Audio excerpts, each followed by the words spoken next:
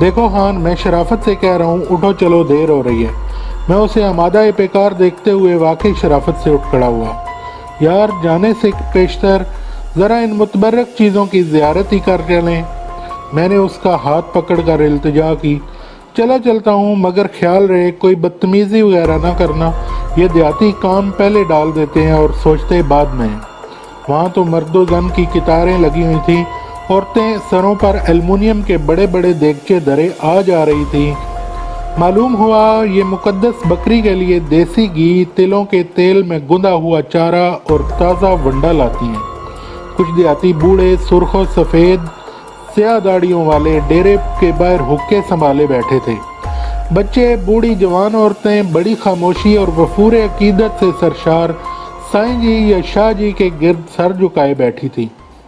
لمبی لمبی لٹیں، سیاہ سفید بھرپور بے تحاشا بڑی ہوئی داڑھی، نشے سے چڑھی ہوئی مخمور آنکھیں، نیچے ٹانگوں پہ تہ بند اور اوپر ننگے پنڈے پہ گائے بھینس باندھنے والا لوہے کا سنگل، میل کچائل سے اٹا ہوا مردار سا سائیں اپنے سامنے لکڑی کے جولنے والے پالنے میں بے سدھ پڑے ہوئے بکری کے ایک گگلوتھنے سے بچے کو مورچل سے ہوا دے رہا تھا۔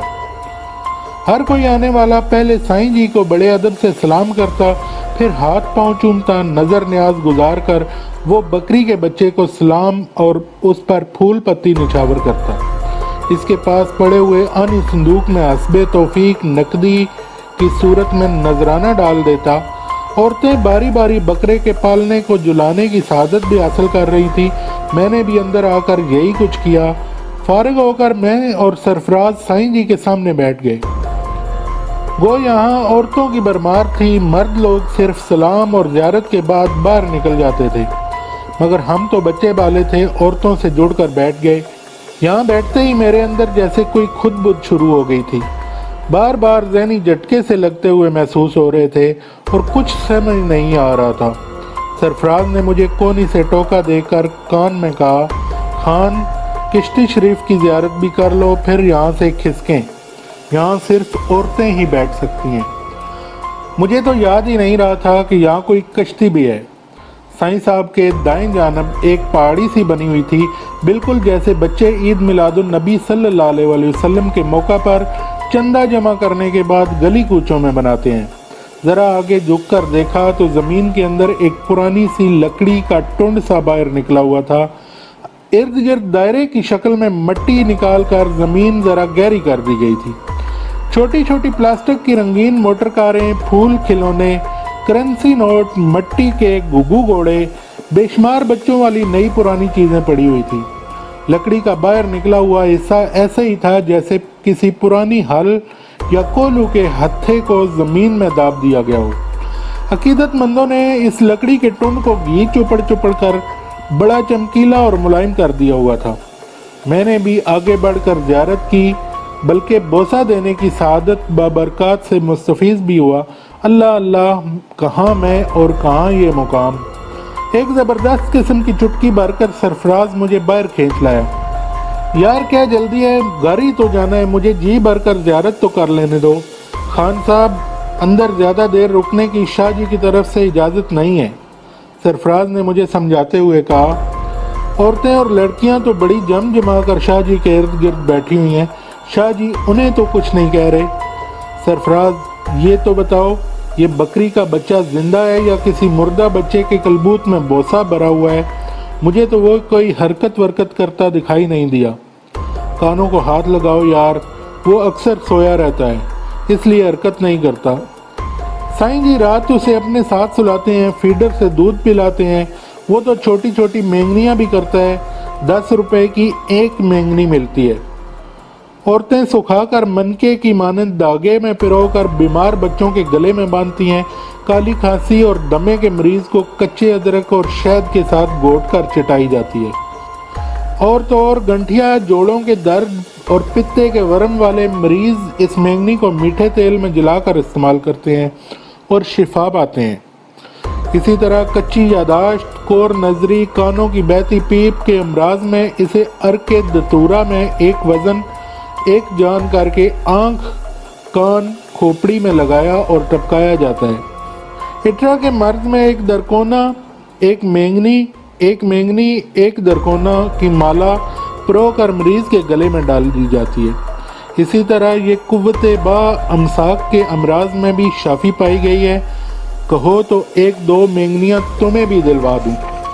वो एक अट्टे कट्टे मलंग की तरफ इशारा करते हुए बोला, ये साईं बरकता मेंगनों का ठेकेदार है। मैं सरफराज की ऊट पटांग से बेजार हो चुका था। उसे धकेलते हुए गांव की राह पर लगा लिया। गांव कुछ ज़्यादा दूर न था, मगर मैं बड़ी दूर की सोच रहा था। मेरे अंदर एक जूंजल सी मची हुई थी। दुख ये नहीं था कि ये लोग क्या ड्रामा लगाए हुए हैं, अजियत ये थी कि बोले बाले सीधे देहाती लोग अपनी कम इल्मी और तवाम परस्ती की वजह से उनके चुंगल में फंस जाते हैं। ऐसे धोखेबाजों, जालसाजों और नाम नेहाद पीरों मलंगों की चीरा दस्तियों से बोले बाले अवाम को बचाने की जिम्मेदारी किन इदारों, लोगों या महकमों पर आयद होती है। इन इर्द गिर्द के गाँव देहातों में यकीनन ऐसे इल्म वाले आलम, मौलवी या पढ़े लिखे मौजूद होंगे। वो भी जानते होंगे, इनके इल्म में ये भी होगा कि जो आज मेरे इल्म और मुशाहदे में आया है। फिर ये लोग ऐसे धोखेबाजों का सद्देबाब क्यों नहीं करते? सरकारी महकमे इन फराडियों को क्यों नहीं पकड़ते? मैं इन्हीं सोचों में गुम एक पत्थर से ठोकर खाते खाते बचा। देख कर चलो, क्या सोच रहे हो? सरफराज ने मुझे गुमसुम देखते हुए पूछा। सरफराज, यहाँ हर रोज़ ऐसा ही मेला लगा रहता है? नहीं तो, आज चूँकि जुमरात थी इसलिए दूर दराज जगहों से भी अकीदतमंद ज़ियारत करने और मन्नत चढ़ाने चले आते हैं, वरना बाकी दिनों में तो नॉर्मल सा ही मामला रहता है। मैंने फ़ौरन एक सवाल डाल दिया, ये बताओ कि बकरी के बच्चे पर मोहम्मद रसूलुल्लाह सल्लल्लाहु अलैहि वसल्लम कुदरती तौर पर लिखा हुआ है, तुमने खुद लिखा हुआ देखा है? और ये बकरी का बच्चा शाह साहब को कहाँ से मिला? खान, बकरी के बच्चे पे मोहम्मद रसूलुल्लाह साफ और वाज़ेह तौर पे लिखा हुआ है, मैंने खुद कई बार देखा है। बाकी रहा कि बच्चा कहाँ से आया, तो इस बारे में मैं कुछ ज़्यादा नहीं जानता। चाहो तो शाह साहब से खुद ही पूछ लेना। मैंने उसके कंधे पे हाथ रखते हुए बड़े जोश से कहा, दोस्त, मैं भी यही चाहता हूँ। कल सुबह सुबह हम लोग फिर यहाँ आएंगे। घर पहुँचते पहुँचते शाम के साए जिन्नों के सायों की तरह 52 गज लंबे हो गए थे। सरफराज की बेबे ने मुंडेर की ओट हमें दूर से आते हुए देख लिया था।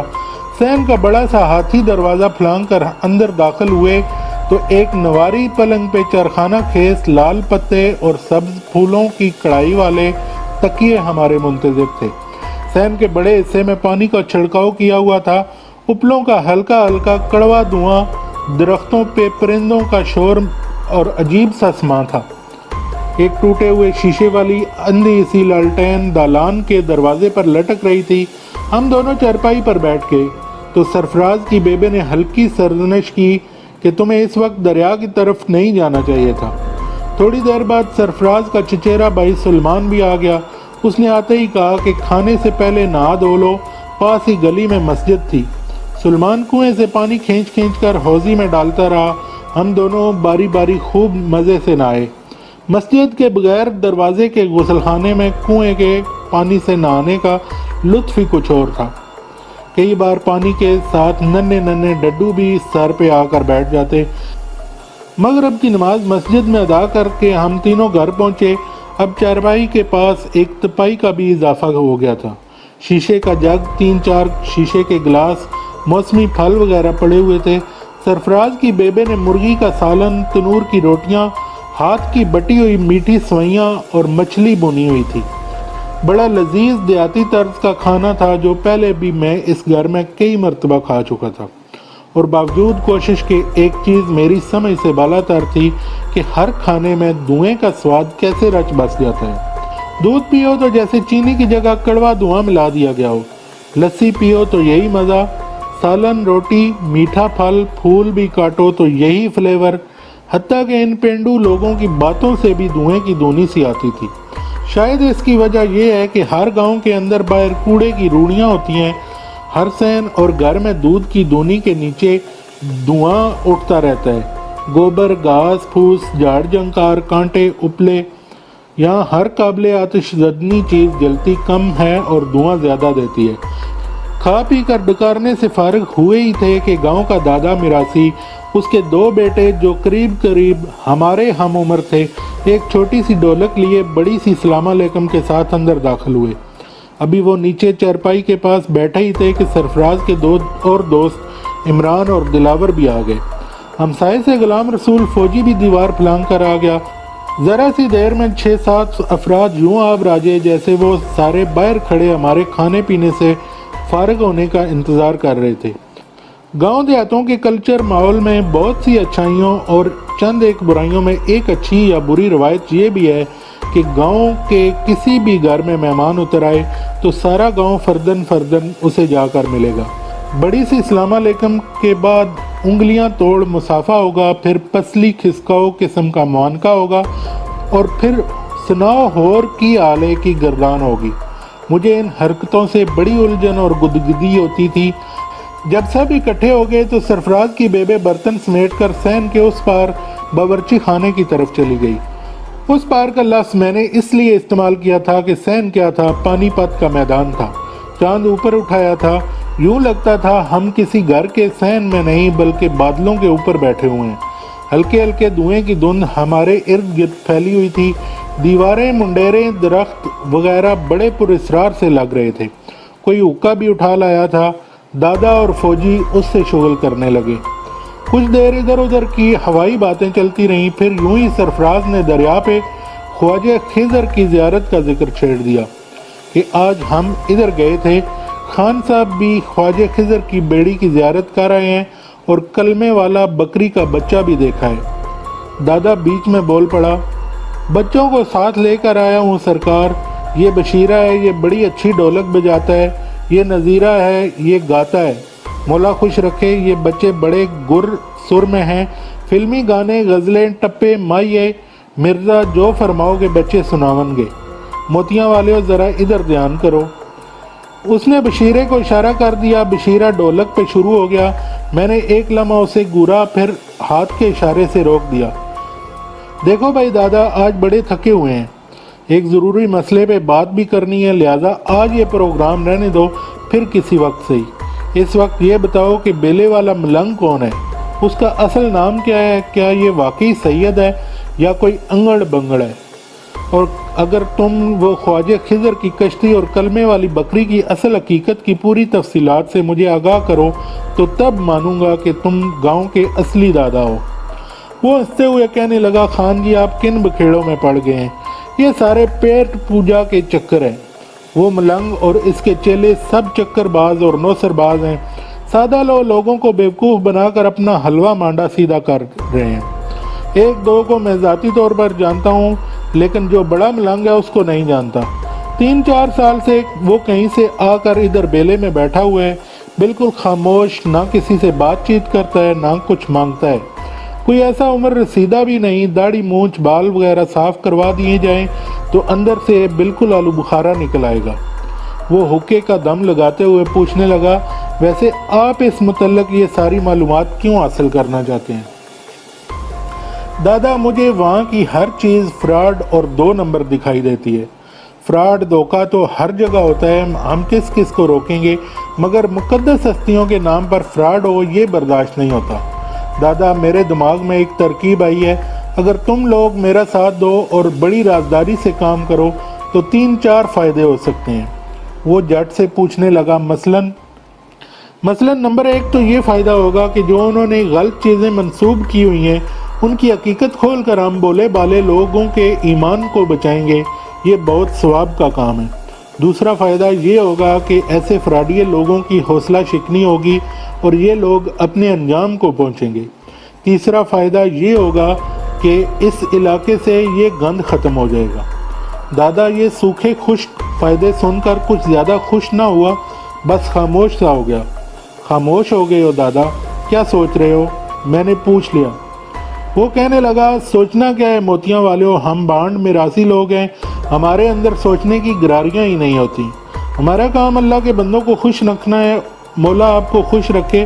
میں تو آج گلوکار بچے لے کر آپ کے قدموں میں حاضر ہوا تھا۔ خان صاحب ماشاءاللہ خود بھی بڑے سریلے ہیں، سریلے بچوں کو سن کر حوصلہ افزائی کریں گے۔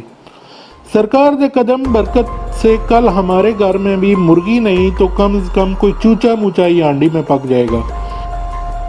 اس پنڈ وچ بغیر تڑکے کے گونگلو تے گوبھی کھا کھا کر پیٹ بھی پراسن گیا ہے سرکار، اور وہ جب سے پنڈ میں وارد ہوا ہے ہمارے نصیبوں میں اب فاقے ہی رہ گئے ہیں۔